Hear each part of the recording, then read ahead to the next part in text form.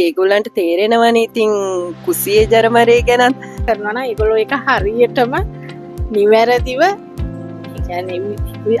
අපි අම්මලා වෙලත් එහෙමනේ දරුවන්ට විශ්වාසය ඒක කඩ කරන්නේ නැතුව අපි ඒ දේ ඉෂ්ට කරනවනේ යුතුයකම. ඇත්තට මම කැමති කාන්තාව 50% නයනවනම් ගොඩක් හොඳයි කියලා මම හිතනවා.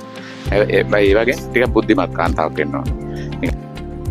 2025 පළාත් පාලන මැතිවරණයේදී කාන්තා සහභාගීත්වය කොහොමද කියලා බලන්න අපි හිතුවා.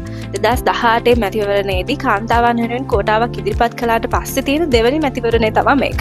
අභියෝග මොනවාද? ඒ වගේම අලුතෙන් ඇති වෙලා තියෙන ප්‍රවණතාවයන් කොයි වගේද කියලා බලන්න අපි තීරණය කළා. කෝටාවන් කාන්තාවන් සහ තරුණයන්ගේ ඉදිරිපත් වීමේ වැඩිවීමක් දක්වලා සහ ඒකට ජනතාවගේ ප්‍රතිචාරය තාම එක අධ්‍යයනය කරමින් පවතිනවා. අතර කාන්තාව දැන් ඉදිරිපත් වෙන කාන්තාව එක තමුන්ගේ වාරයක් වැඩ කරලායි තියෙන්නේ. එතකොට පුරවැසියන් ගමේ අය ගමේ මිනිස්සු නගරේ මිනිස්සු දන්නවා අපේක්ෂිකාවන් කොහොමද සභාව ඇතුලේ වැඩ කරන්නේ කොහොමද ගම ඇතුලේ වැඩ කරන්නේ කියලා.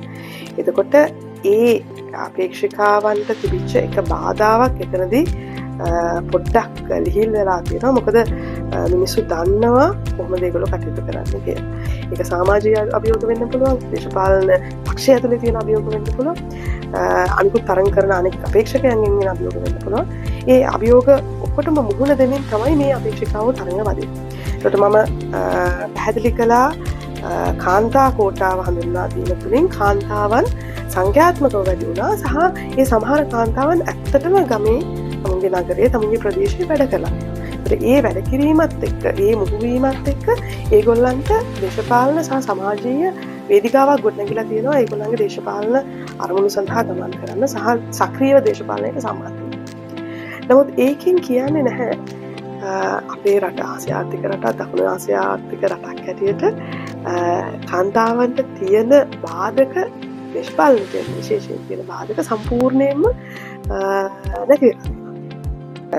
තරඟ වැදීමේදී තියෙන ප්‍රශ්න, තරඟ බිමේදී තියෙන ප්‍රශ්න සහ ඒගොල්ලෝ තේරීපත් වුණාට පස්සේ සභාව ඇතුලේ නියෝජිතයන් හැටියට ඒගොල්ලෝ මුහුණ දෙන ප්‍රශ්න ඒවා සංකීර්ණයි. ඒවා සරල නැහැ. ඒවා කෙටි කාලින උත්තර බලාපොරොත්තු වෙන්න පුළුවන් ප්‍රශ්නත් නෙමෙයි. සහ ඒවා මේ සංයුක්ත ප්‍රශ්න. ඒක දේශපාලන නායකත්වයෙන් විතරක් උත්තර දෙන්න පුළුවන් ප්‍රශ්නත් නෙමෙයි. සමහර ප්‍රශ්න ඉතාම සමාජීය ප්‍රශ්න. අපේ තියෙන ඇදහිලි, අපේ තියෙන විශ්වාසයන්, අපේ තියෙන ආකල්ප වල ගැටලු. ඒවා වලට උත්තර මේ කෝටාව තුළින්ම හම්බ වෙන්නේ නැහැ. ඒකට මේ අභියෝග වලට මේ තරුණ දේශපාලන නායකයන් සහ කාන්තා දේශපාලන නායකයන්